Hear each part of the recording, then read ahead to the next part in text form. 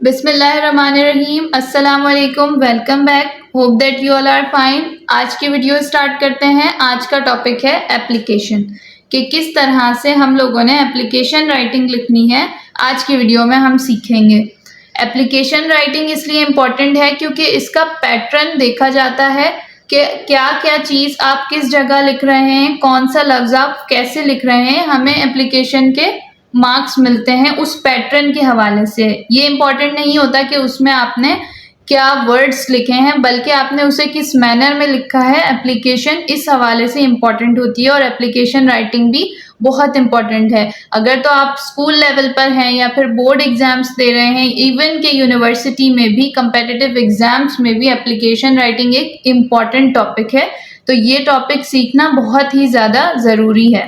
आज की video start करते हैं। एप्लीकेशन के लिए सबसे पहले आपके पास जो भी आपका गिवन टॉपिक है उस पर आपने एप्लीकेशन लिखनी है, तो हम उसके मैनर को डिस्कस करेंगे कि किस किस तरह से आपने लिखना होता है, क्या क्या स्टेप लेने होते हैं आपको एप्लीकेशन लिखने के लिए।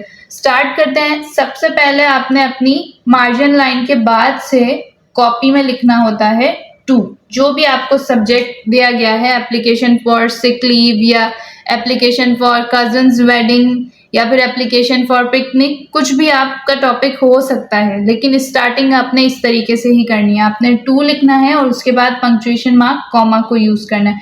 फिर जस्ट इस कॉमा के बाद से यानी नीचे वाली लाइन में आपने लिखना है टू द। अब इधर आप लिख सकते हैं हेडमास्टर या फिर आप प्रिंसिपल भी लिख सकते हैं। तो टू द प्रिंसिपल में यहाँ पर लिख रही हूँ। प्रिंसिपल का पी हमेशा बड़ा होगा। हेडमास्टर लिखेंगे तो हेडमास्टर का एच भी बड़ा होगा और यहाँ पर हम लगाएंगे कॉमा।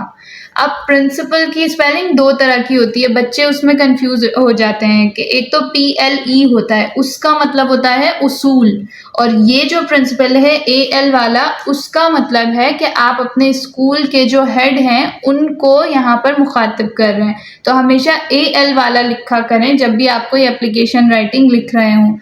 टू, फिर कॉमा, फिर द प्रिंसिपल कॉमा। अब आपने यहाँ पर लिखना है ABC स्कूल।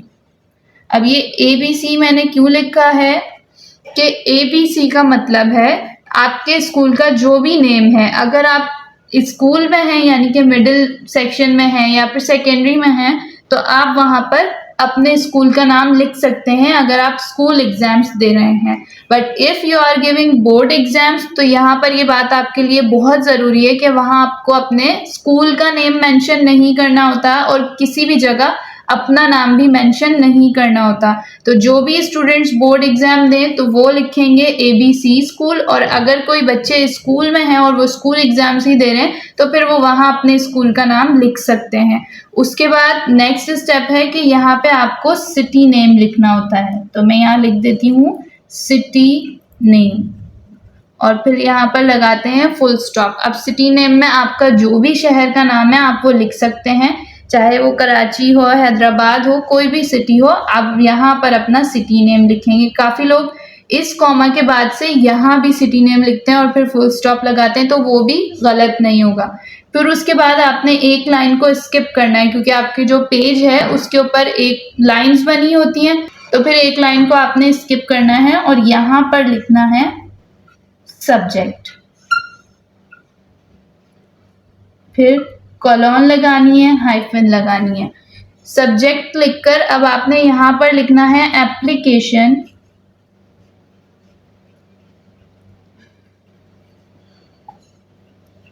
फॉर, जो भी आपका सब्जेक्ट है, यहाँ पे मैं डॉट लगा देती हूँ कि इससे ये साबित हो रहा है कि जो भी आपका सब्जेक्ट है आप वो लिखेंगे। अगर तो आपने सिक लीव लिखना है तो एप्लीकेशन फॉर सिक लीव, अगर आपने पिकनिक के लिए लिखना है तो एप्लीकेशन फॉर पिकनिक, अगर आपने किसी की शादी के लिए लिखना है तो एप्लीकेशन फॉर कजन्स मैरिज।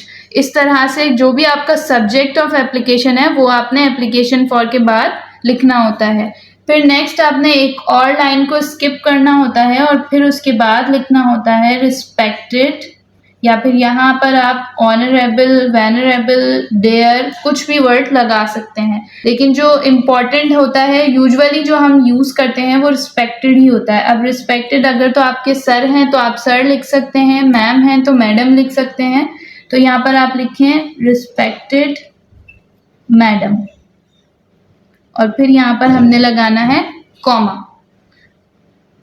अब रिस्पेक्टेड मैडम के बाद कॉमा लगाया और फिर इसके बाद हमने वो लाइंस लिखनी है जो भी आपका सब्जेक्ट है, उस हिसाब से जो कुछ भी आप कहना चाहते हैं एप्लीकेशन राइटिंग में, यहाँ पर आप वो सब लिखेंगे। फॉर एग्जांपल अगर मैं एग्जांपल लूँ कि हमने एप्लीकेशन लिखनी है ट्रांसफ़र सर्टिफिकेट के लिए, तो हम उसे कुछ इस तरह स्टार्ट करेंगे, विथ ड्यू रिगार्ड्स कॉमा, फिर हम यहाँ से लिखेंगे आई को हमेशा कैपिटल लिखा जाता है, चाहे वो सेंटेंस के मिडिल में हो, एंड में हो या फिर स्टार्ट में हो। तो इसके लिए कोई सवाल नहीं है कि आई को हम स्मॉल क्यों नहीं लिखते हैं, हमेशा कैपिटल लिखते हैं। I want to say that my father, मैं कुछ लाइंस बता रही हूँ कि किस तरह आप एप्लीकेशन को लिख सकते हैं। My father is a government officer and he has been transferred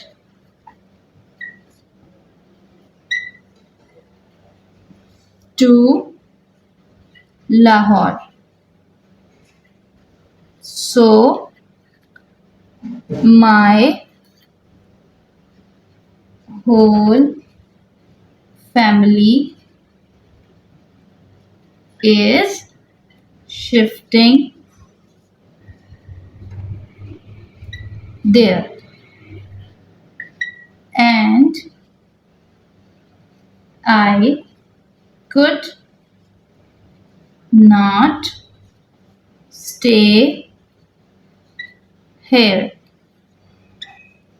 so I want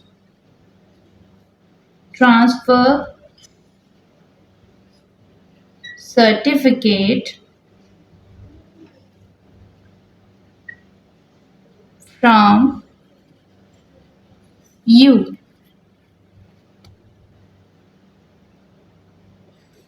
फिर जब हमने फ्रॉम यू लिखकर एंड कर दिया, फुल स्टॉप लगा दिया, यानी कि एक पैराग्राफ में हमारी बात पूरी हो गई। अब हमने उनसे रिक्वेस्ट करनी है तो फिर हम पैराग्राफ बनाएंगे। फॉर एग्जांपल यहाँ लिखा हुआ है फ्रॉम यू, जो हमारी लाइन के एंड वर्ड्स थे वो लिख दिए। अब हम यहाँ से पैराग्राफ बनाएंगे और फिर लिखेंगे kindly issue my transfer certificate, फिर उससे आगे हम लिख सकते हैं so that I could take admission in another school there, और फिर उसके बाद यहाँ जब एंड हो जाएगा तो हमने यहाँ लिखना होता है थैंक यू योर फेथफुली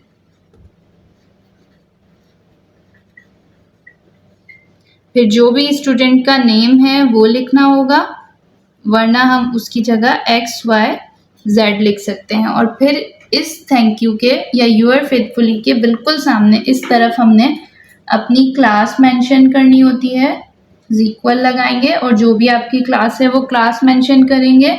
उसके बाद यहाँ आपने जो भी डेट है उस दिन की डेट लिखकर वो मेंशन करनी होती है, और बस ये हमारी एप्लीकेशन कंप्लीट हो गई।